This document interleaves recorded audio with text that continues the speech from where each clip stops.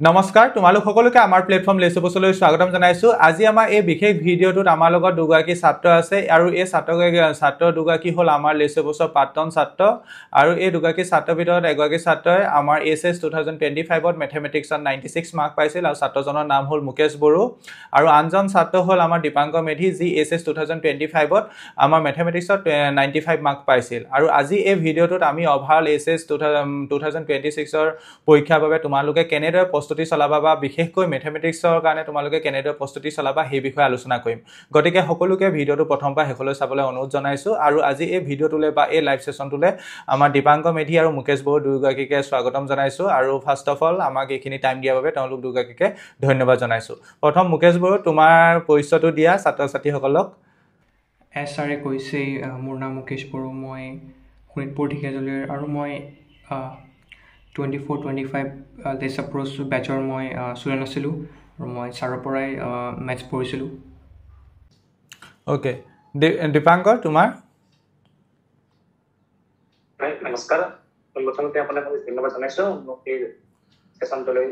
স্বাগতম জনোৱাৰ বাবে মোৰ ঘৰ নিত্যানন্দ বজালী জিলাত হয় মোৰ নাম দীপাংকৰ মেধি আৰু মই 2025 বৰ্ষত পাঠশালাৰে বজালী উচ্চতৰ মাধ্যমিক বিদ্যালয়ৰ পৰা হাই ছেকেণ্ডাৰী পাছ কৰিছোঁ ওকে এতিয়া আজি এই ভিডিঅ'টো বিষয়বস্তু কি নিশ্চয় গম পাইছা এতিয়া যিসকল ছাত্ৰ ছাত্ৰী এছএছ 2026ৰ কাৰণে প্ৰস্তুতি চলাই আছে বিশেষকৈ তেওঁলোকে মেথমেটিক্স পৰ্চনটো কেনেদৰে প্ৰস্তুতি চলোৱা উচিত কাৰণ মেথমেটিক্স সাবজেক্টটো বহুতে টান পায় বা মেথমেটিক্স সাবজেক্টটো পঢ়িবলৈ ইচ্ছা নকৰে বিশেষকৈ এছএছৰ মেথমেটিক্স গতিকে তাৰ বিষয়ে তোমালোকৰ পৰা দুই এটা সৰুৱা ইনপুট ল'ম বুলি ভাবিছোঁ প্ৰথমতে মই দীপাংকৰকে সুধিছোঁ তুমি প্ৰথমতে এতিয়া কোৱাচোন এছএছ 2025ৰ কাৰণে বা মেথমেটিক্সৰ পৰ্চনটোৰ কাৰণে তুমি কেনেদৰে প্ৰস্তুতি চলাইছিলা কাৰণ তুমিও এটা ধুনীয়া মাৰ্কছ পাইছিলা এটা ডিসেন্ট মাৰ্ক পাইছিলা আৰু তুমি কেনেদৰে প্ৰস্তুতি চলাইছিলা হয় আসলে ক্লাস 10ত যেতিয়া মেথমেটিক্স পঢ়ো ক্লাস 10ত মাৰ্ক পাবলৈ খুব সহজ কাৰণ ক্লাস 10ত মেথমেটিক্সখন বহুত সৰু হয় কিন্তু ক্লাস 12ত আমি দুখন বিৰাট ডাঙৰ মেথমেটিক্স পঢ়িব লাগে তাৰ বাবে আসলে আমি বেলেগ কিতাপ চোৱাৰ সলনি মেথমেটিক্সখনৰ এনচিইআৰটি বুকখন সম্পূৰ্ণ ফলো কৰিব লাগে এনচিইআৰটিৰ সম্পূৰ্ণ এক্সাৰসাইজ সম্পূৰ্ণ এক্সাম্পল সবখিনি যদি আমি ভালদৰে সলভ কৰিব পাৰো তেতিয়াহ'লে আমাৰ মানে এটা ভাল মাৰ্কছ পোৱাত আমি সক্ষম হ'ব পাৰো ইয়াৰ লগতে মই এই যিখন কিতাপ আছে দুখন কিতাপৰ সম্পূৰ্ণ এক্সাৰসাইজৰ ভালদৰে নোটছ লাগিব বা ভালদৰে তাৰ সলিউশন লাগিব আৰু সকলোখিনি সুন্দৰভাৱে বুজি হ'ব লাগিব তাৰ লগতে তাৰ আনুষংগিক যিটো এক্সাম্পলটা চাব লাগিব আৰু আগতে আহি যোৱা কুৱেশ্যন পেপাৰবিলাক সলভ কৰিব লাগিব লগতে অকল আমি এবাৰ চালেই নহ'ব সেইবিলাক বহুতবাৰ মই ৰিভিজন কৰিছিলো 3-4 ৰিভিজন কৰিছিলো টেষ্ট পেপাৰ সলভ কৰিছিলো লগতে কুৱেশ্যন বেংকৰ কুৱেশ্যন বিলাক চাইছিলো এনেদৰে যদি এনচিইআৰটিখন ভালদৰে ফলো কৰে এনচিইআৰটিৰ সম্পূৰ্ণ এক্সাৰসাইজ আৰু এক্সাম্পল যদি ভালদৰে ফলো কৰে এটা ভাল মাৰ্ক নিশ্চয় পাব ওকে মুকেশ তুমি কি ক'বা তুমি কেনেদৰে প্ৰস্তুতি চলাইছিলা দুই এটা কথা যদি ছাত্ৰ ছাত্ৰীক জনাব বিচৰা মোৰ জাৰ্নিৰ বিষয়ে ক'ব গ'লে মই এভাৰেজ ষ্টুডেণ্ট আছিলোঁ আৰু ক্লাছ 9টোতো আমাৰ লকডাউনতে পাৰ হৈছিলে আৰু মোৰ এটা ইনচিকিউৰিটি আছিলে যে মোৰ এডভান্স মেথছ নাই আৰু মই মানে নোৱাৰিম কমপ্লিট কৰিবলৈ তাৰপিছত মানে যেতিয়া 11 পালোঁ 11ত ইমান ভালকৈ নপঢ়িলোঁ তাৰপিছত ক্লাছ 12ত ভাবিলোঁ ভালকৈ পঢ়িম তাৰপিছত মানে আপোনাৰ লেচপ্ৰছৰ পৰা পঢ়িলোঁ আৰু মই মেইনলিটো মই এনচিইআৰটি ফলো কৰিছিলোঁ আৰু লগতে আপুনি কৈছিলে যে এক্সাম মাষ্টাৰ ফলো কৰিবলৈ মই এক্সাম মাষ্টাৰ আৰু এনচিইআৰটি ফলো কৰিছিলোঁ জাষ্ট আৰু মানে লিমিটেড ৰিচোৰ্চেছ ফলো কৰিছিলোঁ ওকে এতিয়া মই এটা কথা জানিব বিচাৰোঁ বহুতো ছাত্ৰ ছাত্ৰীয়ে ভাবি থাকে এছএছত মেথমেটিক্সত ভাল মাৰ্কছ এটা পাব হ'লে বা ভালকৈ পাৰিব হ'লে ক্লাছ 10ত এডভান্স মেথমেটিক্স থাকিব লাগে এতিয়া মই বহুতে হয়তো সেইটো ভাবে কিন্তু আমি সেইটো কেতিয়াও নকওঁ এতিয়া তোমালোক দুয়োগৰাকীকে সুধোঁ তোমালোকৰ দুয়োগৰাকীয়ে এডভান্স মেথমেটিক্স আছিল নে ক্লাছ 10ত দীপাংকৰ স্যাৰ মোৰ আছিল স্যাৰ আৰু মুকেশ এডভান্স মেথছ নাছিল হয় এতিয়া তেন্তে এগৰাকী আছিল এগৰাকী নাছিল আৰু দুয়োগৰাকীয়ে সমানে পৰীক্ষাত মাৰ্কছ পাবলৈ সক্ষম হৈছে ডেট মিনছ কি তোমালোকে এডভান্স মেথমেটিক্স যে ক্লাছ 10ত থাকিবই লাগিব এডভান্স মেথমেটিক্স যে থাকিলেই এটা এছএছত ভাল ডিচেণ্ট মাৰ্কছ পাব পাৰিবা তেনেকুৱা কোনো কথা নাই যদিহে এডভান্স মেথমেটিক্স আছিলে তেন্তে তুমি তাৰ এটা এডভান্টেজ পাবা বা বহু পৰিমাণে তুমি অকণমান আগবাঢ়ি থকা নিচিনা লাগিব বা যদি তুমি এডভান্স মেথমেটিক্স লোৱা নাছিলা তেতিয়াও যদি তুমি চেষ্টা কৰা নিজে কষ্ট দিয়া নিজে যদি এফৰ্ট দিয়া তেতিয়া ভাল ফলাফল এটা পাব পাৰিবা এতিয়া মই নেক্সট দীপাংকক সুধিব বিচাৰিছোঁ এনেই তুমি এতিয়া এএছএছৰ কাৰণে বা মেথমেটিক্স পৰ্চনটোৰ কাৰণে বা মেথমেটিক্সৰ কাৰণে এনে কি চ'ৰ্চ ফ'ল' কৰিছিলা বা কি চ'ৰ্চ ফ'ল' কৰা উচিত কাৰণ যিহেতু টাইম এটা লিমিটেড টাইম পোৱা যায় যিহেতু এএছএছত আৰু সেই টাইমটোৰ ভিতৰত চব অভাল ক'ব গ'লেতো আমি ঢেৰ কিতাপৰ নাম জানো আৰ ডি শৰ্মাৰ পৰা আৰ এছ আগৰৱালৰ পৰা আৰম্ভ কৰি মেথমেটিক্সত ইনফাইনাইট কিতাপ আছে অমিত এম আগৰৱাল আমুক তামুক ঢেৰ কিন্তু অভাল কেনেকৈ কনচাইজ ৱেজত আমি পঢ়িলেহে এটা ভাল ফলাফল পাব পাৰোঁ সেইটো কথা মই সদায় কওঁ আৰু তুমি বিশেষকৈ কি চ'ৰ্চ ফ'ল' কৰিছিলা মই বিশেষকৈ যদি চ'ৰ্চ ফ'ল' কৰা বুলি কওঁ 1 নম্বৰ যে এনচিইআৰটি বুকটো পাওঁ এনচিইআৰটি বুকখন মই ফ'ল' কৰিছিলোঁ আৰু তাৰ লগতে আপুনি আমাক কৈছিল যে এখন কিতাপ বেলেগ ৰেফাৰেঞ্চ বুক আকৌ পঢ়িব নালাগে এনচিইআৰটি এখন এক্সাম মাষ্টাৰ আছে এক্সাম মাষ্টাৰখন পঢ়িব কৈছিল আৰু আপুনি কোৱা মই নেক্সট দিনাই এক্সাম মাষ্টাৰখন আনিছিলোঁ আৰু এক্সাম মাষ্টাৰখনত আগতে প্ৰিভিয়াছ ইয়াৰ থকা কুৱেশ্যন বা এক্সট্ৰা কিছুমান কুৱেশ্যন থাকে সেই কুৱেশ্যনবিলাক চাইছিলোঁ বিশেষকৈ এক্সাম মাষ্টাৰ আৰু এনচিইআৰটি বুকখন মই ফ'ল' কৰিছিলোঁ তাৰ লগতে মই এখন এই এনচিইআৰটি বুকৰ পৰা মই কিছুমান নিজৰ কাৰণে ফৰ্মুলা ফিট টাইপৰ বনাই লৈছিলোঁ সেইখিনি বস্তু ফ'ল' কৰিছিলোঁ বিশেষ ডাঙৰ তাক মই ফ'ল' কৰা নাছিলোঁ এতিয়া তোমালোকক এতিয়া দুইজনকে সুধিব বিচাৰোঁ এতিয়া তোমালোকে এই যাত্ৰাত বা তোমালোকে এটা ভাল ফলাফল পাইছিলা বা তোমালোকে অভিয়াছলি ছাত্ৰ ছাত্ৰীসকলে নিশ্চয় গম পাইছে দুইজন ছাত্ৰ আমাৰ লেচৰ বছৰ আৰোহণ মেথমেটিক্সৰ ষ্টুডেণ্ট আছিল আৰু তেওঁলোকে আমাক অভিয়াছলি ফ'ল' কৰিছিল বা পঢ়িছিল কিন্তু তোমালোকে এই যাত্ৰাত আমাৰ লেচৰ বছৰে কেনেকৈ সহায় কৰিছিল বিশেষকৈ মেথছত হওক বা তোমালোকে আই থিংক দুই এজন মানে কোনোবা এজন হয়তো ফিজিক্সতো আছিলা তোমালোকৰ এই যাত্ৰাত আমাক লেচৰ বছ ফেমিলিয়ে বা লেচৰ বছৰ ক্লাছবোৰে কেনেদৰে প্ৰভাৱ পেলাইছিল বা কেনেদৰে সহায় কৰিছিল দীপাংকৰ হয় স্যাৰ লেক্সাৰ প্ৰচেছ আচলতে এই যিটো ফলাফলটো বহুতখিনি সহায় কৰিছে আচলতে ক্লাছ 12ত নহয় মই ক্লাছ 10ৰ পৰাই ক্লাছ 10ত আপোনালোকে ইউটিউবত বিভিন্ন ধৰণৰ ফিচাৰ দিছিল সেইবিলাক চাই মই ক্লাছ 10তো এটা ভাল ফলাফল পাবলৈ সক্ষম হৈছিলোঁ তাৰ লগতে মই ক্লাছ 11তো আপোনালোকৰ যিটো ইউটিউবত আছিল ইউটিউবৰ পৰা আমি বিভিন্ন ধৰণৰ চ'ৰ্চ ফ'ল' কৰিছিলোঁ কিন্তু ক্লাছ 11ত আপোনালোকৰ কোৰ্চ যোৱা নাছিলোঁ কিয়নো মই এডভান্স মেথমেটিক্স আছিল আৰু ক্লাছ 11ত কিতাপখন মেক্সিমাম ক্লাছ 10ৰ এডভান্স মেথমেটিক্সৰ গতিকে ক্লাছ 11তো মই আপোনালোকৰ পৰা চ'ৰ্চ ফ'ল' কৰিছিলোঁ তাৰ পৰা ক্লাছ 11তো মেথছত ভাল ফলাফল পাবলৈ সক্ষম হৈছিলোঁ আৰু ক্লাছ 12ত মই প্ৰথমৰ পৰাই আপোনালোকৰ এটা কোৰ্চ লৈছিলোঁ সদায় মই আচলতে আপোনাৰ যিটো লাইভ ক্লাছ কৰে মই লাইভ ক্লাছ কৰিব পৰা নাছিলোঁ আপুনি হয়তো লাইভ ক্লাছ মোক কোনোদিনে লগ পোৱা নাই কাৰণ লাইভ ক্লাছত যিটো টাইম এই টাইমত মোৰ এক্সট্ৰা বেলেগ টিউশ্যন লাগিছিল বা মোৰ পৰা স্কুল বহুত দূৰ হয় 10 কিলোমিটাৰ মই চাইকেল মাৰি অহা যোৱা কৰোঁ চাইকেল মাৰি অহা যোৱা কৰি আহি ভাগৰ যদি মই শুই যাওঁ গতিকে মই আপোনাৰ যিটো ক্লাছ সেই ক্লাছটো প্ৰায় ৰাতি কৰিছিলোঁ ৰাতি ভাত পানী খাই উঠি মই ৰাতি 11টামান বজাত মই ক্লাছটো কৰিছিলোঁ আৰু সদায় আপোনাৰ এই ক্লাছটো কৰিছিলোঁ আৰু আপোনালোকৰ ক্লাছৰ পৰা এটা মোৰ উপকৃত হৈছিল কি যে মোৰ ভৱিষ্যতে এটা ইচ্ছা আছিল যে মই মেথছত অনাৰ্ছ লৈ মই বিএছচি কৰিম তাৰ বাবে মই আচলতে ফাৰ্ষ্ট যেতিয়া আমি ডিগ্ৰীত যাম তেতিয়া আচলতে মাধ্যমটো আছিল অসমীয়া মাধ্যম কিন্তু যেতিয়া আমি ডিগ্ৰীত পঢ়িম ডিগ্ৰীত পঢ়োতে কোনো ধৰণৰ অসমীয়া মাধ্যম নাপাম মই ইংলিছ মিডিয়ামত পঢ়িব লাগিব গতিকে আপোনালোকৰ কোৰ্চটো হৈছে ইংলিছ মিডিয়ামত গতিকে মই ইংলিছ মিডিয়ামটো সম্পূৰ্ণৰূপে মেথছত সম্পূৰ্ণৰূপে ইংলিছ মিডিয়ামটো কৰিছিলোঁ আপোনালোকৰ আচলতে ফেচিলিটি যিহেতু আমাৰ স্কুলত মই যিহেতু অসমীয়া মাধ্যমত পঢ়িছিলোঁ অসমীয়া মিডিয়ামত শিকাইছিল কিন্তু মই এক্সামতো আপোনালোকৰ পৰা যাই মই ইংলিছ মিডিয়ামতে লিখিছোঁ কাৰণ আমাৰ এইটো এটা ভাল সুবিধা আছে যে আমি ফিজিক্সটো যদি অসমীয়াত লিখোঁ কেমেষ্ট্ৰি অসমীয়াত লিখিলেও মেথছটো ইংলিছত লিখিব পৰা যায় গতিকে মই ইংলিছ মিডিয়ামটোত মই মেথছৰ ক্ষেত্ৰত যথেষ্ট সহায় পাইছোঁ তাৰোপৰি প্ৰতিটো কুৱেশ্যন আপোনালোকৰ পৰা মানে ধুনীয়াকৈ ডিটেইলছত মই বুজি লৈছিলোঁ যিটো কুৱেশ্যন কৰা নাছিলোঁ আপোনাক মই বহুত মেছেজ দি সুধিছোঁ আপুনি মই এইখিনি কথা কৈ দিছে বা আগতে আহি যোৱা কুৱেশ্যন বেংকৰ হওক এনচিইআৰটি এক্সাম্পলৰ হওক আপোনাৰ তাত বহুত কুৱেশ্যন আছে এই কুৱেশ্যনকেইটা চল্ভ কৰিছে যাৰ ফলত এক্সামত যথেষ্টখিনি সহায় হৈছে তাৰ বাবে মই লেক্সাৰ ক্লাছত বহুত ধন্যবাদ এতিয়া দীপাংকৰ বৰ ধুনীয়া কথা এটা ক'লে তো হয়তো বহুতৰ এইটো কথা ক্লিয়াৰ হ'ল বহুতো ছাত্ৰ ছাত্ৰীয়ে ভাবি থাকে ছাৰ মই ফিজিক্সটো পৰীক্ষাত ইংলিছত লিখিম বাৰু ঠিকে আছে কেমেষ্ট্ৰিটো লিখিম ঠিকে আছে কিন্তু বায়'লজিটো ছাৰ ইংলিছত লিখিবলৈ দিগদাৰ হয় অসমীয়াত লিখিব পাৰিম নে তেতিয়া আমি অলৱেজ কওঁ যে পাৰিবা কোনো কথা নাই তোমালোকে পাৰ্টিকুলাৰ দুই এটা ছাবজেক্ট পৰীক্ষাত ইংলিছত লিখা অসমীয়াত লিখা সেইটো কোনো মেটাৰ নকৰে সেইটো পৰীক্ষা হলত তোমালোকে বহীখনৰ ওপৰত সেই মিডিয়ামটোত সেইটো কথা উল্লেখ কৰিলে হ'ল আৰু সেইটো দীপাংকেও ক'লে কাৰণ দীপাংকৰ অসমীয়া মিডিয়ামৰ ছাত্ৰ আছিল আৰু তেওঁ বাকী ছাবজেক্টবোৰ হয়তো কিছুমান ছাবজেক্ট অসমীয়াত লিখিছিল কিন্তু তেওঁ নিজে কৈছে মেথছটো ইংলিছত লিখিছিল গতিকে সেইটো পৰা যায় গতিকে সেইটো তোমালোকে কোনো ধৰণৰ ভয় খাবলগীয়া কথা নাই এতিয়া মই নেক্সট মুকেশক সুধিম তোমাৰ এই যাত্ৰাত আমাৰ লেচৰ বছৰে আমি কেনেদৰে তোমাক সহায় কৰিছিলোঁ হয় মই লেচৰ বছৰ বহুত আগৰ পৰাই ফ'ল' কৰিছোঁ ক্লাছ 10ৰ পৰাই আৰু ক্লাছ 10ত আপোনাৰ এটা ছিৰিজ আহিছিলে মানে য'ত আপুনি বিভিন্ন ডিষ্ট্ৰিক্টৰ টেষ্ট পেপাৰ ছল্ভ কৰি দিছিলে চ' তাৰ পৰা মোৰ বহুত হেল্প হৈছিলে চ' তাৰপিছত যেতিয়া 11 গ'লোঁ চ' 11ত মানে মই 11ত লাষ্টৰ ফালে আপোনাৰ কোৰ্চ লৈছিলোঁ তাৰপিছত ভাবিলোঁ যে ক্লাছ 12 লেচৰ বছৰ পৰাই পঢ়িম চ' পঢ়িলোঁ আৰু লেচৰ বছ মোৰ কাৰণে এটা ব্লেছিং আছিলে কাৰণ মই গাঁৱত থাকোঁ আৰু মানে টিউশ্যন কৰিব হ'লে টাউনত যাবলগীয়া হয়। চ' আৰু মোৰ লেচেপ্ৰছৰ এটা বস্তু ভাল লাগে যে আমাৰ যোনবোৰ লাইক প্ৰিভিয়াছ ইয়াৰ ৰেকৰ্ডিং আছে সেইবোৰ থাকি যায়। লাইক 2024 ৰেকৰ্ডিং থাকি গৈছিলে মোৰ বাৰত। চ' মই ৰেকৰ্ডিঙৰ পৰাই কৈছিলোঁ গোটেই, আৰু সেইকাৰণে মই বহুত জল্দি চিলেবাছ শেষ কৰিব পাৰিছিলোঁ। অক্টোবৰ মানত মোৰ চিলেবাছ শেষেই হৈ গৈছিলে। তাৰপিছত মোৰ ৰিভিজন কৰিবলৈ বহুত টাইম পাইছিলোঁ। চ' আই থিংক লেচেপ্ৰছ বহুত ডাঙৰ ইম্পেক্ট কৰিছিলে মোৰ মানে জাৰ্ণিত। অ'কে, সেইটো এতিয়া বহুত আমাৰ বেটছৰ ষ্টুডেণ্টৰ ডাউট থাকে, ছাৰ আমি লাইভ ক্লাছ নকৰোঁ, ৰেকৰ্ডিং চালে হ'বনে নাই, প্ৰিভিয়াছ ইয়াৰ ৰেকৰ্ডিং চালে হ'বনে নহয়। সেইটো কথা মই ক্লাছত কওঁৱে হ'ব, কাৰণ যোৱা বছৰ যিখিনি পঢ়াইছিলোঁ এই বছৰ একেখিনি পঢ়াইছোঁ, কাৰণ মেথছত বিশেষ সাল সলনি কৰিবলগীয়া কোনো ধৰণৰ বস্তু নাথাকে। আৰু এয়া দেখিলাই মুকেশে তোমাৰ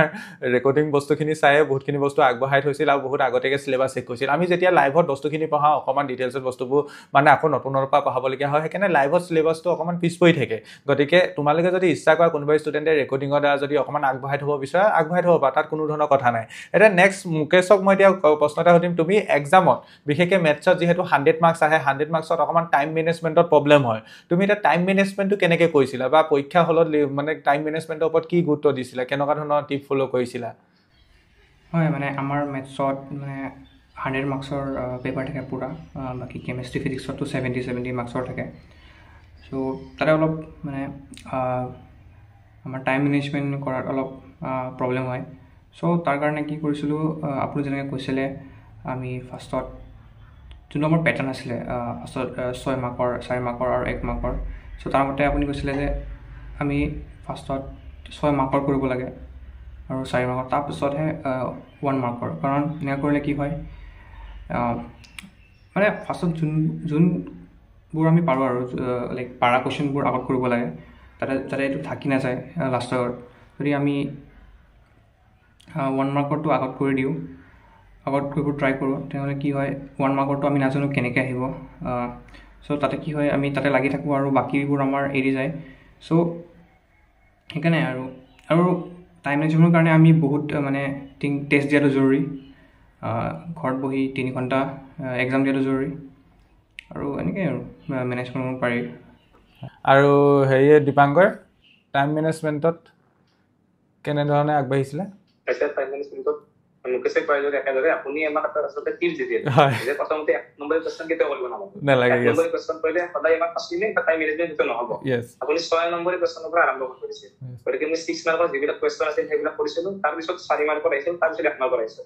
যেতিয়া লাষ্টত 1 মাৰ্কৰ কুৱেশ্যনবিলাকত আমি আহোঁ, তেতিয়া আচলতে দেখা যায় যে 6 মাৰ্কৰ বা 4 মাৰ্কৰ যিবিলাক লং কুৱেশ্যন তাৰ মাজতে 1 নম্বৰ কুৱেশ্যনবিলাক সোমাই থাকে। তাৰ ফলত আমাৰ 1 নম্বৰ কুৱেশ্যনবিলাক লিখিবলৈ সহজ হয়। যদি প্ৰথমতে 1 নম্বৰ কুৱেশ্যনবিলাক আমি লিখিলো হয়, তেতিয়াহ'লে আমাৰ মানে বহুত পাজুল লাগি হয়। চ' আমি যেতিয়া 6 মাৰ্ক বা 4 মাৰ্কৰ লং কুৱেশ্যনবিলাক কৰিম, তাৰ পৰা বহুত মানে কনচেপ্টখিনি পুনৰ আমাৰ ৰিভিজন হৈ যায় বা তাৰ ভিতৰতো সোমাই থাকে। এনেদৰে মই প্ৰথমতে 6 মাৰ্ক, তাৰপিছত 4 মাৰ্ক আৰু লাষ্টত 1 মাৰ্কৰ কুৱেশ্যনবিলাক কৰিছোঁ। সেইদৰে টাইম মেনেজমেণ্ট আছিল। আৰু টাইম মেনেজমেণ্ট মই এক্সামৰ আগত বহুত মানে ঘৰত বহুত টেষ্ট দিছোঁ, তাৰ ফলত মই টাইম মেনেজমেণ্টটো আলোচনা কৰোঁ। অ'কে, এতিয়া মই সেই কথাটো বেটছত প্ৰতি বছৰে কওঁ, তোমালোকৰ এতিয়া দীপাংকৰ বা মুকেশৰ মুখতো শুনিলা, সেই কথাটো মই এইবছৰো ক'ম, কাৰণ তোমালোকৰ এতিয়া সময় হোৱা নাই বা তাৰ আন বছৰবোৰতো কৈ আহিছোঁ। পৰীক্ষাত টাইম মেনেজমেণ্ট কৰিব হ'লে প্ৰথম কথা মেথছত তোমালোকে টেষ্ট দিব লাগিব। ছেকেণ্ড কথা, কেতিয়া 1 নম্বৰ কুৱেশ্যনত ফচিব নালাগিব। সদায় 6 মাৰ্কছৰ কুৱেশ্যন প্ৰথমে আগে কৰিবলৈ ট্ৰাই কৰিবা, তাৰপৰা 4 মাৰ্কছ, তাৰপিছত 1 নম্বৰ মাৰ্কছ কুৱেশ্যন আহিছে, 2 নম্বৰ কুৱেশ্যন আহিছে, সেইবোৰ ট্ৰাই কৰিব লাগে। আৰু সেই কথাটো মই প্ৰতি বছৰে ক'বলৈ চেষ্টা কৰোঁ ছাত্ৰ ছাত্ৰীসকলক, আৰু সেইমতে সেই বস্তুটো অনুকৰণ কৰি দীপাংকৰহঁতে বা মুকেশতে এটা ধুনীয়া টাইম মেনেজমেণ্ট, মানে টাইম মেনেজমেণ্টটো ধুনীয়াকৈ কৰিব পাৰিলে। এতিয়া দীপাংকৰ তুমি এনেই ৰিভিজনটো কেনেকৈ কৰিছা? ধৰি লোৱা আমাৰ ক্লাছ 12 মেথমেটিক্সত ধৰি লোৱা 14টা চেপ্টাৰ আছে। এতিয়া 14টা চেপ্টাৰৰ ভিতৰত এতিয়া যেতিয়া নতুন চেপ্টাৰ এটা পঢ়িলে, আগৰ চেপ্টাৰ বস্তুখিনি কেতিয়াবা হয়তো পাহৰি যোৱা যায় বা ফৰ্মুলাখিনি হয়তো পাহৰি যোৱা যায়। কেনেকৈ ৰিভিজনটো কেনেকৈ গোটেই বছৰটো থ্ৰু আউট দ্য ইয়েৰ বা পৰীক্ষাৰ সময়ত গোটেই বছৰটোত কেনেকৈ ৰিভিজনটো কেনেকৈ মিলাই ৰাখিছিলা? আচলতে যেতিয়া আমাৰ স্কুল থাকিলেতো আমি এনেও পঢ়িবলৈ বিশেষ টাইম নাপাওঁ। ৰাতি আগতে বহুত দেৰি হৈ যায়, 6টামান বাজি যায়, ৰাতিপুৱা 7টাত স্কুল যাব লাগে। গতিকে ৰাতি 6টাত আহি ভাগৰ ধৰে। ৰাতি মই মানে যিখিনি আপোনালোকে ক্লাছ কৰিখিনি চালো, অকলতো মেথছটো চালেই নহ'ব, 5টা ছাবজেক্ট, সেইটো 5টা ছাবজেক্ট মই সমানে চাইছিলো, লগতে হোমৱৰ্কবিলাক কৰিব লাগে। গতিকে যেতিয়া আমাৰ স্কুল চলি থাকোঁতে ৰিভিজনটো ভালদৰে কৰা নহয়। কিন্তু আমাৰ স্কুল চলি যিহেতু ৰবিবাৰে সকলো স্কুল বন্ধ থাকে, ৰবিবাৰে এসপ্তাহত 6 দিনত যিখিনি পাছ কৰিলে ৰবিবাৰে দিনটোত মই সেইখিনি ৰিভিজন কৰিছোঁ।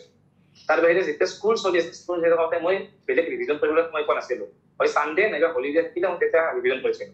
আৰু যেতিয়া স্কুল আমাৰ শেষ হৈছিল স্কুল অক্টোবৰৰ লাষ্টত শেষ হৈছিল মোটামুটি নৱেম্বৰৰ পৰা মই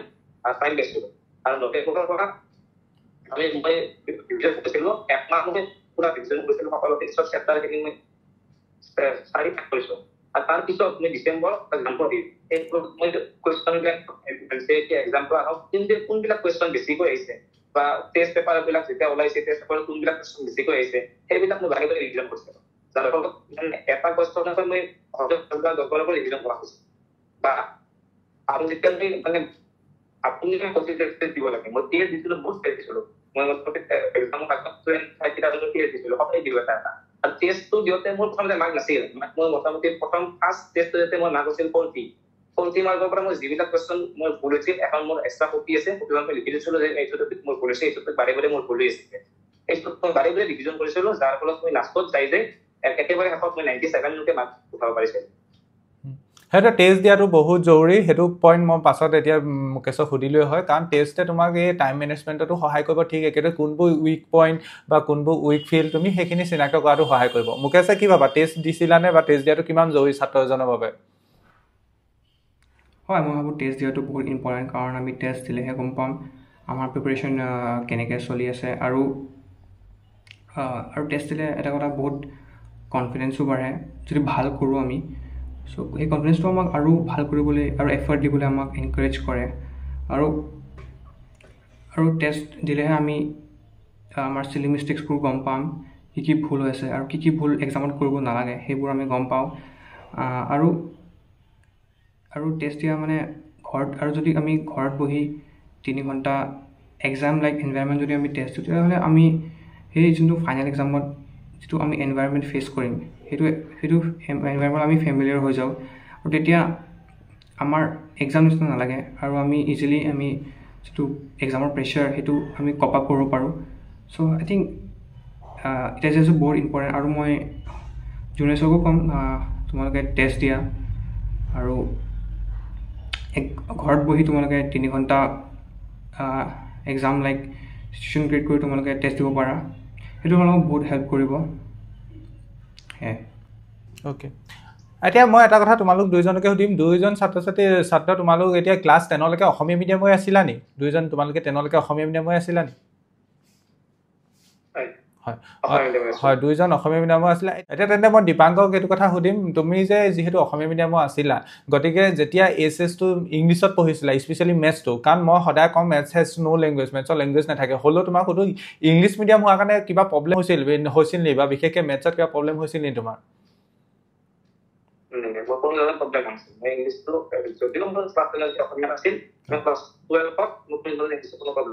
Okay. এতিয়া মই দীপাংকক আৰু এটা কুৱেশ্যন সুধিম এই আমাৰ মেথছত আমাৰ স্পেচিয়েলি 12ৰ মেথছত কিছুমান বৰ বিশেষ দীঘল চেপ্টাৰ কেইটামান আছে মানে নাম শুনিলে ছাত্ৰ ছাত্ৰীয়ে ভয় কৰে কলেজবোৰতো জেনেৰেলি সেই চেপ্টাৰখিনি ধামধুমকৈ পঢ়াই কেইদিনমানতে শেষ কৰি দিয়ে কিন্তু বিশেষকৈ সেই চেপ্টাৰবোৰ যথেষ্ট দীঘল আৰু বহুতখিনি ডিপ কনচেপ্ট সোমাই থাকে বহুতখিনি ফৰ্মুলা সোমাই থাকে যেনে ইণ্টিগ্ৰেল বা ঠিক একেদৰে ডিফাৰেঞ্চিয়েল ইকুৱেশ্যন ঠিক একেদৰে এপ্লিকেশ্যন অফ ডেৰিভেটিভ সেই চেপ্টাৰখিনি বিশেষকৈ সেই দীঘল চেপ্টাৰখিনি মেথমেটিক্সৰ কাৰণ মেথমেটিক্সৰ গোটেই টেক্সটবুকখন দুখনত আমাৰ কিছুমান ইজি চেপ্টাৰো আছে যেনে মেট্ৰিক্স ডিটাৰমিনেণ্ট সেইবোৰ চেপ্টাৰত আমি ইমান ইফৰ্ট নিদিলেও হয় কিন্তু কেইটামান চেপ্টাৰ আছে বহুত দীঘল বহুতখিনি টাইম ইনভেষ্ট হয় বা বহুতখিনি প্ৰিপেৰেশ্যন কৰিবলগীয়া হয় সেই বিশেষকৈ ইণ্টিগ্ৰেল ডিফাৰেঞ্চিয়েল ইকুৱেশ্যন বা কেলকুলাছৰ পৰ্চনটো তুমি কেনেদৰে প্ৰস্তুতি চলাইছিলা আসলতে যদি মেথছৰ সকলোতে দীঘল চেপ্টাৰটো হৈছে ইণ্টিগ্ৰেশ্যনত 11টা কি এক্সাৰচাইজ আছে আৰু তাৰপিছত ডিফাৰেঞ্চিয়েল ইকুৱেশ্যন আসলতে ইণ্টিগ্ৰেশ্যন আৰু ডিফাৰেঞ্চিয়েল ইকুৱেশ্যনত বিভিন্ন নিয়ম আছে বিভিন্ন নিয়মৰ দ্বাৰা আমি মেথছটো কৰিব পাৰোঁ বিভিন্ন ফৰ্মুলা ইউজ কৰিব পাৰোঁ 3-4টা ফৰ্মুলা আছে ইণ্টিগ্ৰেশ্যনটো আছে ইংলিছত বহুত আছে কিন্তু ডিফাৰেঞ্চিয়েল ইকুৱেশ্যন 3টা ফৰ্মুলা আছে আসলতে কোনটো মেথছত কোনটো ফৰ্মুলা হ'ব সেইটো বহুত উল্টা বহুত মানে পাজুল লাগে মানে কোনটো মেথছত কোনটো ফৰ্মুলা ইউজ কৰিব লাগিব তাৰ আৰু এটা মেথছ কৰোঁতে তাৰ মোটামুটি 20 মিনিট 15 মিনিট আধা ঘণ্টা লগো কোৱেশ্যন আছে গতিকে সেইবিলাক কুৱেশ্যন এদিনত এটা চেপ্টাৰ ৰিভিজন কৰি শেষ কৰাটো সম্ভৱ নহয় গতিকে মই এটা এক্সাৰচাইজ আজি এটা এক্সাৰচাইজ চালো কাইলৈ এটা এক্সাৰচাইজ চালো তেনেকৈ মই এক্সাৰচাইজবিলাক চাবলৈ ষ্টাৰ্ট কৰিলোঁ কিন্তু দেখিলো যে লাষ্টৰ এক্সাৰচাইজটো যেতিয়া পাওঁ তেতিয়া ফাৰ্ষ্টৰ এক্সাৰচাইজটো পাহৰিলোঁ ফাৰ্ষ্টৰ এক্সাৰচাইজটো 10 বছৰ কৰিলে 3 বছৰ পাহৰিলোঁ তাৰ ফলত মই কি কৰিলোঁ যে এখন মই এক্সট্ৰা কপি ওলাই লৈছোঁ আৰু কপিখনত মই সেই চেপ্টাৰটোৰ ৰিলেটেড যিমান ফৰ্মুলা আছে আপুনি কিবা কি দিছে যে এনেকুৱা ধৰণৰ মেথছ লিখিলে এইটো লগাব লাগে যে ত্ৰিছ এটা দিছিল আপুনি কিছুমান দিছিল এনেকুৱা ত্ৰিছ এই ত্ৰিছবিলাক মই লিখি ৰাখিছিলোঁ আৰু প্ৰত্যেকটো ফৰ্মুলাই মই ফৰ্মুলা চিটখন লিখিছিলোঁ আৰু ফৰ্মুলা চিটখন মই সদায় এবাৰ চাইছোঁ বিশেষকৈ ইণ্টিগ্ৰেলছ আৰু ডিফাৰেঞ্চিয়েল ইকুৱেশ্যনৰ সেইটো ক্ষেত্ৰত বহুত পাজল দিছে আৰু মই যেতিয়া ফৰ্মুলা চিটখন চালোঁ মোৰ প্ৰত্যেকটো ফৰ্মুলাই মনত থাকি গ'ল আৰু মানে এক্সাৰচাইজবিলাক ইণ্টিগ্ৰেল আৰু ডিফাৰেঞ্চিয়েল ইকুৱেশ্যনৰ এনেকুৱাকৈ কৰিছিলোঁ যাতে সেই তাৰমানে কেতিয়াও মোক পাগল নালাগে আৰু মই বহুত বাৰ কৰিছিলোঁ আৰু আপুনি ইণ্টিগ্ৰেল চেপ্টাৰটো ডিফাৰেঞ্চিয়েল ইকুৱেশ্যনটো নিশ্চয় লাষ্টলৈকে কৰাইছে কিন্তু মই আচলতে ৰেকৰ্ডিং ভিডিঅ' দ্বাৰা ইণ্টিগ্ৰেশ্যন আৰু ডিফাৰেঞ্চিয়েল ইকুৱেশ্যনৰ স্কুলতো বহুত চেপ্টাৰ বহুত ছোৱালীৰে পাছলি লাগে চ' সেইটো প্ৰথমতে কৰিছিলোঁ তাৰপিছত মই মানে ইণ্টিগ্ৰেশ্যন আৰু ডিফাৰেঞ্চিয়েল ইকুৱেশ্যনটোত ৰিভিজন কৰিবলৈ বহুত টাইম পাইছোঁ আৰু ফৰ্মুলা চিষ্টেম বহুত সহায় কৰিছে অ'কে আৰু মুকেশে সেই লং চেপ্টাৰবোৰ কেনেদৰে প্ৰস্তুতি চলাইছিলে আমাৰ ইণ্টিগ্ৰেলছ আৰু ডিফাৰেঞ্চিয়েল ইকুৱেশ্যন নিচিনা চেপ্টাৰ্ছ বহুতে টান পায় কিন্তু যদি আমি এই দুটা চেপ্টাৰ ছিষ্টেমেটিক ৱেত পঢ়োঁ তো আই থিংক আমি বহুত ভালকৈ টেকেল কৰিব পাৰিম কাৰণ আই থিংক এই দুটা চেপ্টাৰত বহুত প্ৰেক্টিচৰ দৰকাৰ আৰু বাৰে বাৰে ৰিভিজন কৰি থাকিব লাগে আৰু এনেকুৱা হয় যে মানে আমি যদি ইণ্টিগ্ৰেলছত যদি কুৱেশ্যন কৰি আছোঁ 7.7ৰ চ' আমি মানে কেতিয়াবা 7.5ৰ কনচেপ্ট পাওঁ ত' এনেকুৱা বহুত বাৰ হৈছে মোৰ লগত তাৰ কাৰণে কি কৰোঁ মানে মই শ্বৰ্ট নোটছ বনাওঁ শ্বৰ্ট নোটছ আৰু শ্বৰ্ট নোটছ বেচিকেলি আমাৰ ফৰ্মুলা শ্বীট বনাওঁ তাতে যিমানখিনি ফৰ্মুলা আছে তাতে মই নোট কৰোঁ আৰু মই মানে ডেইলি মই ট্ৰাই কৰোঁ কি মই এবাৰ না এবাৰ হ'লেও চাম চ' সেনেকৈ কৰি কৰি মোৰ ফৰ্মুলাবোৰ মানে মুখস্থ হৈ গৈছিলে আৰু যেতিয়া আমাৰ ফৰ্মুলা একদম মনত থাকে তো আমি মানে ভালকৈ কৰিব পাৰোঁ মেথছবোৰ আৰু কি হয় আমি ফৰ্মুলা কেনেকৈ লগাব লাগে কোনটো এপ্ৰ'চ সেইটো প্ৰেক্টিচ কৰিলেহে আহে চ' আই থিংক প্ৰেক্টিচটো বহুত জৰুৰী এই দুটা চেপ্টাৰত আৰু মানে ময়ো 6-7 বাৰমান ৰিভাইজ কৰিছিলোঁ ছেইম কুৱেশ্যনছ বাৰে বাৰে কৰিছিলোঁ যোনটো নোৱাৰোঁ মানে টিক কৰি লৈছিলোঁ এইটো কুৱেশ্যন নোৱাৰোঁ মই এইটো এক্সাৰচাইজৰ চ' এনেকৈ কৰিছিলোঁ আৰু কৰি কৰি মোৰ এটা সময়ত মানে মোৰ আহি গৈছিলে পূৰা তাত মোৰ একো প্ৰব্লেম হোৱা নাছিলে অ'কে এতিয়া নেক্সট মই এটা কথা সুধিম বুলি ভাবিছিলোঁ দুইজনে আনচাৰটো দিলেই মানে বেচিকেলি ফৰ্মুলাবোৰ কেনেদৰে মনত ৰাখিছিলা বা মনত ৰাখিব পাৰি দুইজনে অলৰেডি উল্লেখ কৰিছে ফৰ্মুলা শ্বীট বনাইছিলে কাৰণ সেইটো কথা মই বেটছতো কওঁ চেপ্টাৰ ৱাইজ চাব গ'লে আমাৰ মেথমেটিক্সত বহুত ফৰ্মুলা আছে আৰু ফৰ্মুলাবোৰৰ দ্বাৰাই ক'ৰবাত নহয় ক'ৰবাত আমাৰ গোটেই মেথছবোৰ চলি থাকে বা মেথছবোৰত ক'ৰবাত নহয় ক'ৰবাত আমাৰ ফৰ্মুলা ইউজ হ'ব যিমানে মেথড নাথাকক যিমানে তুমি প্ৰেক্টিছ নকৰা ফৰ্মুলাবোৰ ইউজ হ'ব গতিকে ফৰ্মুলাৰ কাৰণে অভাল তোমালোকে ফৰ্মুলা শ্বীট ক্ৰিয়েট কৰিব লাগিব পাৰ্টিকুলাৰ ধৰি লোৱা ইণ্টিগ্ৰেলৰ এইখিনি ফৰ্মুলা গোটেই ফৰ্মুলাখিনি কনচাইজ ৱেজত A4 চাইজ কাগজ এখনত বা এখন বা দুখন কাগজত গোটেইখিনি লিখি পেলাবলৈ চেষ্টা কৰিব লাগিব আৰু সেইমতে তোমালোকে নিশ্চয় গম পালাই দীপাংকৰ হওক বা মুকেশে হওক সেই ৰুলটো ফ'ল' কৰিছিলে বা সেই টিপছটো ফ'ল' কৰিছিলে সেইমতে গোটেই চেপ্টাৰ ৱাইজ ফৰ্মুলাবোৰ ৰিভাইজ কৰিছিলে আৰু অলৰেডি কৰিছে দীপাংকৰে ডেইলি সেই ফৰ্মুলা শ্বীটখনত মানে পেজবোৰ লুটিয়াই চাইছিল বা ফৰ্মুলাবোৰ মনত ৰাখিবলৈ চেষ্টা কৰিছিল এতিয়া তেন্তে আজি জইন হোৱাৰ বাবে দুইজনক ধন্যবাদ জনাম কিন্তু শেষৰ পৰ্যায়ত মই দুইজনৰ পৰা এটা কথাই জানিব বিচাৰিছোঁ এতিয়া যিহেতু এইবাৰ HS 2026ত যিসকল ছাত্ৰ ছাত্ৰী অৱতীৰ্ণ হ'বলৈ গৈ আছে তাত হয়তো বহুতে নতুন পেটাৰ্ণ আহিব বুলি ভয়ো খাইছে কাৰণ আমাৰ বৰ্ডে এখন অফিচিয়েল মডেল পেপাৰ পাব্লিছ কৰিছে কিন্তু মডেল পেপাৰ যদি মই এনালাইজ কৰি কওঁ কাৰণ মুকেশ বা দীপাংকতকৈ মই সেইটো কথা ভালকৈ ক'ব পাৰিম এনালাইজ যদি কৰি কওঁ কাৰণ এনালাইচিছ ভিডিঅ' অলৰেডি চেনেলত আপলোড কৰিম বাৰু সেইটো বেলেগ কথা কিন্তু অভাল তোমালোকৰ মডেল কুৱেশ্যন পেপাৰ কুৱেশ্যনবোৰ অভাল ক'তো ৰকেট ছায়েন্সৰ কুৱেশ্যন নাই গোটেই টেক্সট বুকৰ কুৱেশ্যনখিনিয়ে আছে একে ধৰণৰ কুৱেশ্যনবোৰে আছে অলপ ইফাল কৰি দিছে অকণমান নতুন পেটাৰ্ণৰ কেছ বেছ আমুক তামুক সৰু হোৱা দুই এটা চেঞ্জেছ আছে but overall at the end of the day গোটেই হাৰ মমটো হৈছে গোটেই ব্ৰহ্মাস্ত্ৰ হৈছে দীপাংকৰ আৰু মুকেশক কোৱা নিচিনা NCERT টেক্সট বুক গতিকে NCERT টেক্সট বুক এইখন যদি ভালদৰে তোমালোকে ফ'ল' কৰা সেইমতে যদি কুৱেশ্যন প্ৰেক্টিছ কৰা যিমানে তুমি মেথছক টাইম দিব পাৰিবা সিমানে তোমাৰ এই বস্তুটো বেছি হলহলীয়া হৈ গৈ থাকিব হ'লেও তোমালোকে দুইজনে মানে পাৰ্টিকুলাৰকৈ এতিয়া এজনকৈ ক'বা মানে আমাৰ যিসকল ছাত্ৰ ছাত্ৰী এইবাৰ মেথমেটিক্সৰ পৰীক্ষা দিবলৈ গৈ আছে তেওঁলোকৰ কাৰণে কি টিপছ দিবা মানে কি কৰা উচিত বা কেনেকৈ মটিভেটেড হৈ থকা উচিত বহুতো ছাত্ৰ ছাত্ৰী ডিমটিভেট হৈ যায় মেথমেটিক্সৰ লগত ডিমটিভেট হৈ যায় সেইটো জেনেৰেলি কেমেষ্ট্ৰি ফিজিক্সৰ লগত নহয় কিন্তু মেথমেটিক্সটো আধাতে এৰি দিয়ে মেক্সিমাম ছাত্ৰ ছাত্ৰী 70% বা 60% ছাত্ৰ ছাত্ৰীয়ে মেথমেটিক্সটো লয় হয় কিন্তু সেই আধাতে এৰি দিয়ে লাষ্টত মানে হোপটোৱে এৰি দিয়ে যে মই মেথমেটিক্সত ভাল মাৰ্কছ এটা পাব পাৰিম সেইটো হোপে এৰি দিয়ে জাষ্ট এইটো কথা ভাবে জাষ্ট পাছ কৰি গ'লেই হ'ল জাষ্ট 40 মাৰ্কছ এটা পালে হ'ল তেনেকৈ ভাবে কিন্তু গতিকে সেই ছাত্ৰ ছাত্ৰীসকলক কি মানে টিপছ দিবা বা কেনেদৰে তুমি ক'বা যে ছাত্ৰ ছাত্ৰীসকল যে যাতে মটিভেটেড হৈ থাকিব পাৰে কি ক'বা মানে মুকেশ হয় মেথছ ছাবজেক্টটো বহুতে টান পায় বাট মোৰ মতে মেথছটো ইমান টান নহয় যদি আমি মানে ছিষ্টেমেটিক ৱেত পঢ়োঁ আৰু যদি আমি মানে এফৰ্ট দিওঁ আৰু যোনবোৰ জুনিয়ৰ্ছৰ মানে ইমান ভালকৈ এতিয়ালৈকে প্ৰিপেৰেশ্যন কৰা হোৱা নাই জাষ্ট এইটোৱে ক'ম যে এতিয়াও বহুত টাইম আছে জাষ্ট এফৰ্ট দি যোৱা পাছত যি হয় এইটো দেখা যাব এতিয়া লাইক আমাৰ এতিয়া 4-5 মাহ আছে চ' যিমান পাৰা এফৰ্ট দিয়া আৰু মানে যোনটো মেথছৰ যোনটো প্ৰেক্টিছ কৰা অভ্যাসটো কৰা দিনত 3 ঘণ্টাকৈ দিবলৈ ট্ৰাই কৰা অৱশ্যে আমাৰ বেলেগ ছাবজেক্টো আছে বাট তুমি যদি মেথছত ভাল কৰিব বিচাৰিছা ইমান দিব লাগিব আৰু মেথছটো মানে বহুতে এৰি দিয়ে মানে 4th ছাবজেক্ট বনাই বুলি ভাবে কিন্তু আই থিংক সেইটো কৰিব নালাগে সব ছাবজেক্ট ইকুৱেলি পঢ়া কাৰণ আমি নাজানো এইচএছত কোনটো ছাবজেক্ট মানে টান আহিব ইজি আহিব কুৱেশ্যন মোৰ বাৰত কি হৈছিলে ফিজিক্সটো অলপ টান আহিছিলে আৰু মেথছটো অলপ ইজি দিছিলে চ' যোনে ভাবিছিলে কি মেথছটো আগৰ পৰাই 4th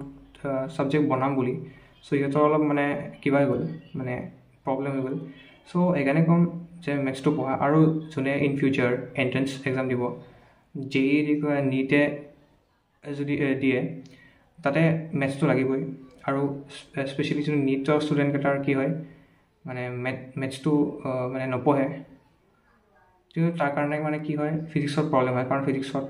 এণ্ট্ৰেঞ্চ লেভেলত মানে মেথছ লাগে আৰু অলপ চলপ লাগে চ' সেয়ে মানে মই ছাজেষ্ট কৰিম জুনিয়ৰ্ছে মানে এতিয়া যিমানো টাইম আছে লাষ্ট 4-5 মান্থছ ফুল এফৰ্ট দিয়া